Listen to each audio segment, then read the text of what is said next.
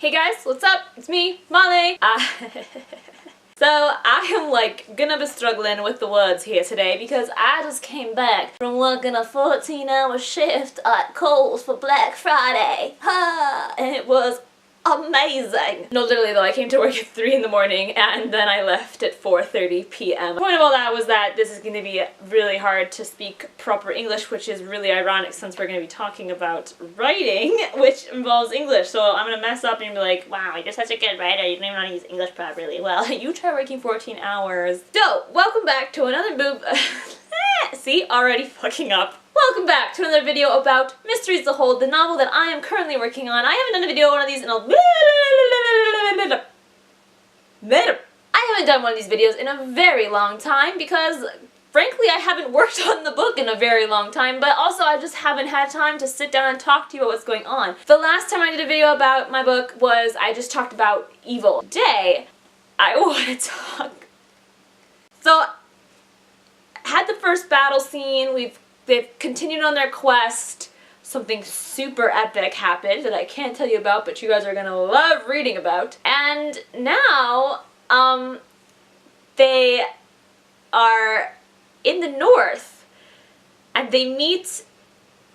I don't even know how to begin this, guys. Let's start over. Okay, so basically today's video, where we are in the book, I want to talk about something that I am not super comfortable talking about, and that is race. Pause for effect and take a long sip of hot cocoa.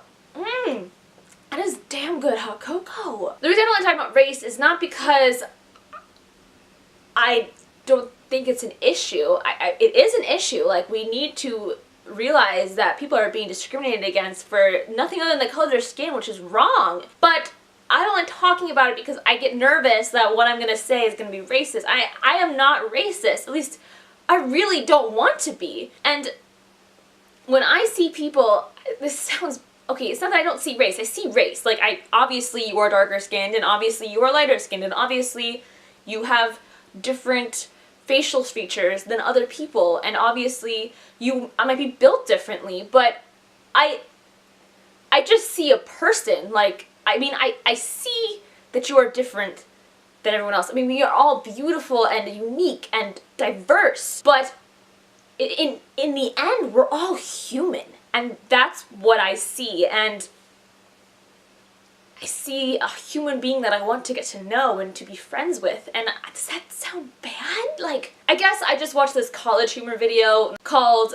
I Don't See Race, and I used to say that, well, not say that, but that's what I thought was the best way to describe my feelings, and now I feel bad for saying that, and I don't know how to, like, explain how I feel, and I get nervous that I'm gonna come across as, like, super wrong. Just to preface that I am uncomfortable talking about this situation or this topic, not because I think it's a topic we need to discuss, but I don't feel knowledgeable enough. I don't want to offend anybody, I guess. Does that make sense? Okay, so why are we talking about race, Molly?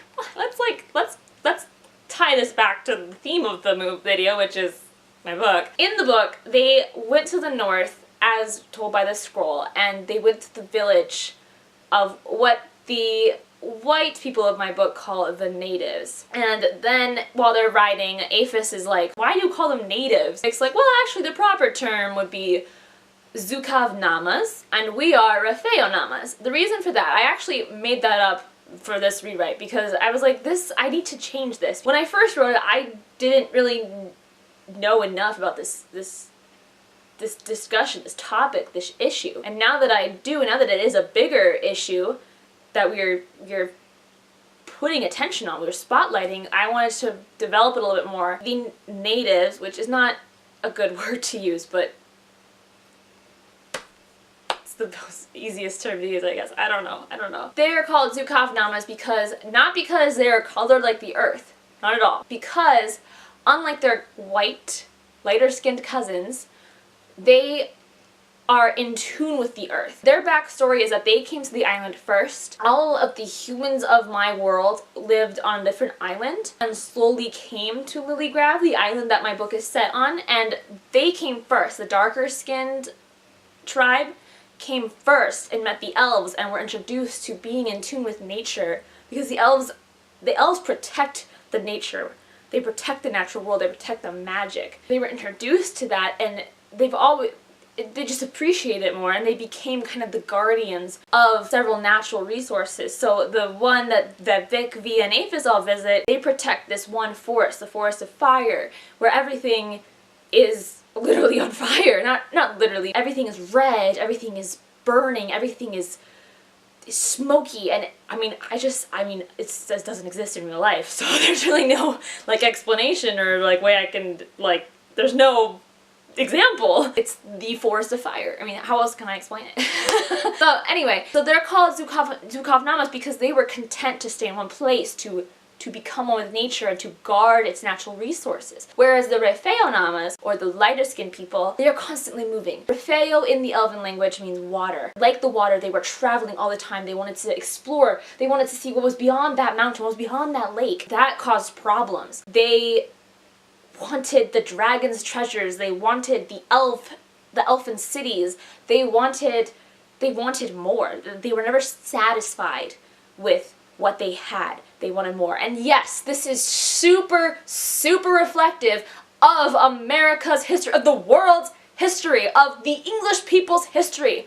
I wanted it to be that way. Not because I was saying this is how it should be, but I was critiquing that. Also, it's relatable because it is our history, and not that it's a good thing, but we can relate to that. I wanted to add my own flair to it by my people, my Zukavnamas, Zukav being of the earth, Namas, they are human. That's the translation in my elfin language. My interpretation of these people is that they are of many colors. I find darker skin to be absolutely gorgeous. All my life I wanted to be tan. I used to burn. I tan, white tan now because I've been to Florida, but I used to burn, and all I wanted to do was tan like my best friend Summer, because she got so tan with her beautiful brown hair. I was like, oh my god, you look gorgeous. And I just thought people of darker complexions were just gorgeous. I mean, especially these pictures of people in Africa, in other countries where they just have all these decorations on their skin. I mean, I'm thinking mostly of Africa, but I know there's other cultures out there. And again, I feel terrible talking about this because I'm just not super knowledgeable about geography. But they're just beautiful. I mean, just their culture is so fascinating. So simple and fascinating to me, and I just find it amazing. My Zukavnamas are of many colors. Not because I view all the minor races, the minorities, as one people. No, I mean, obviously, an African American is different than an Asian American, different than a Hispanic American. All these are different people, but at the core, they're all human. But I have various skin tones because I wanted to show a rainbow of colors, and I think that's reflective of the real world, because I mean, I know people who are African American who do not have super dark complexions, and I know Hispanic people who have darker complexions, and it goes both ways, and I wanted to kind of reflect that. So enough about race. I feel like I don't know, did I describe that well? Comment below what you think, because I feel like I sucked. So why are we talking about this? I should tie it back to, like, my book and not just, like, what I was thinking when I wrote this, which is important too, but I just felt like I was blabbering on and on. So basically, when I first wrote this way back when I was so innocent and young, the natives, the Zukavnamas, just welcomed Vic and his family or his friends with welcoming arms and didn't question anything. And I was like, no. If they have this history of mistrust, if this history of the Refeonamas causing all these problems, they would be hesitant. They would not be like, welcome, brothers, cousins, whatever. They'd be like, what are you doing and what do you want from our forest? They meet the prince of the native shaman, and I actually, like, completely changed the description, and I think he's way more attractive now, just saying. They meet the prince of the natives, who is much more, what's a good word? He's much more cold-hearted? Not cold-hearted. He doesn't just, like I said, he's suspicious. Vic is kind of like, well, why are they treating us so coldly? There's two tribes in this world. There's the Belfk, I haven't said that aloud in a long time and I'm also struggling today. The Belfk village and the Heftka village, and the northern village, the Belfk village, is much more peaceful than the Heftka village. And so he says, I thought these are the peaceful people, why are they so, like guards up to us? And Via's like, well, if you had like a history of oppression and like mistrust, wouldn't you act the same way? Again, Via just being the smart one, because one, she's a woman, and two, she's lived outside in the real world, while Vic lived in the sheltered life, not sheltered life, but happy-go-lucky life of his village. And again, with the Refeonamas, the lighter-skinned people, having this history of causing war and oppression, it's not really hard to figure out where I'm being influenced and inspired by. I'm not making it subtle, guys. I mean, I'm taking my own version of it, but it's all reflective of our society and our history. So that was all new. The whole idea of them being a little more suspicious. And again, like, this was a whole darker book that people are... Again, with this being a darker rewrite, people aren't just going to be like, hey, welcome to the family, come join our camp, and like, bring all your friends. I'm trying to make them much more like on edge, questioning things. Especially Vic. I want him to, because he's our protagonist, I want him to look around the world and be like, why is this happening? What's going on? I think it's really working, which is awesome. It's really cool to see it come together. So let's talk about where the book is going right now. I don't want to, spoil too much, but basically Via goes inside the forest with the the native princess. They end up being like really good friends because they're very similar, and it was really cool to kind of add more of the scene, because at first it was just like, let's go in the forest, do the quest, and we're good, and we're BFFs. And it was very cheesy, actually. There was a part where they like play tag, and I was like, oh, they collapsed on the ground laughing and how they're new friends. And I was like, oh my god, who wrote this? Like 12-year-old Molly? I mean, which is probably true. So I made it a little different. Like, Tigra, the native princess, is a little more masculine and tomboyish, and which Via is as well. Via is also very shy and nervous because Via is connected to the spirits. I've talked about it before, but Bronte gave her the gift of visions, and she's very unsure about this gift because she doesn't know how to control it, she doesn't know what it means, and it's very frightening to her. Every time she gets a vision, it's very dark and disturbing in her opinion. And she's gone through a lot, so for her to say that is pretty intense. She tells Tigra this. She says, I'm afraid of what my gift does. And Tigra says, but you don't have to be. Like, you have this power that no one else has. Vic is all about becoming a magic master. He wants to know the magic, and he wants to be able to say these words and to cause powerful, great things. Whereas Via just has this natural connection to the spirit. She doesn't have to say words. She doesn't channel energy through the world, through the magic in the energy around them. She just, boom, like, is already there. So she's actually like kind of above Vic, where, I mean, the magic masters are considered like top dogs, like they have the power, but those with the gift of the spirits, like, they are actually like English is such a struggle when you have had no sleep and have worked on your feet all day. It's really hard to talk and drink hot chocolate at the same time.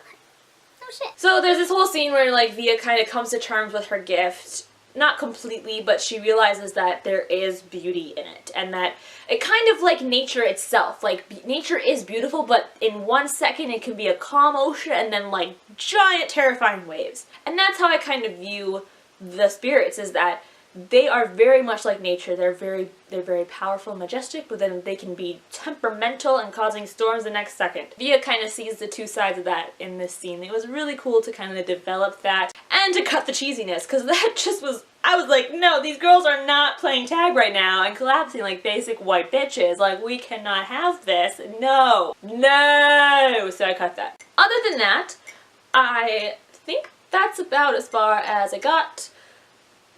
I think they're back in the plains doing their little quest and trying to figure out where to go next. They've got the scroll with the cryptic clues, but they're not sure what they mean, so they're just kind of following the general direction of the clue, whatever. So, a little rusty on exactly where I am, but it's going really good. I have no idea what the page count is. I know we're at like 200 something at this point. I'm getting a little nervous because the original book was very long, and this one is a little bit longer, and I always thought, well, thinking about it, looking back at doing this rewrite, I was like, should I cut the book in half? It's too long, I think, so I'm not sure, like, it's always just been one story, and I'm kind of considering cutting into two. There is a sequel in my head. There's a planned sequel and actually a planned third book, but if I have to cut in half, obviously that would make it a part 1 and a part 2, and the sequel would be like completely different, because it's like a whole different story. So that is something that is crossing my mind as I continue to write, because it keeps getting longer, and I'm like, okay, like, I don't mind reading long books, and I know people don't mind reading long books, because look at Game of Thrones and look at Lord of the Rings, but do people these days read long books? I don't know. I mean, we live in the world of Twitter and Instagram where everything is short and to the point, so I don't know. Anyway, so what were you guys' thoughts on this video? Do you agree with what I said about race? Do you think that I'm completely racist in my description and my portrayal of this issue that we have now in society and have had for our entire life, our entire history? And what do you guys think about cutting the book in half? I feel like those are the two things to take away from this video. This was actually really good to just kind of talk to you. It's really hard not to say too much because I want you guys to read it someday and I don't want you to be like, oh yeah, I remember she talked about this, I know what's gonna happen.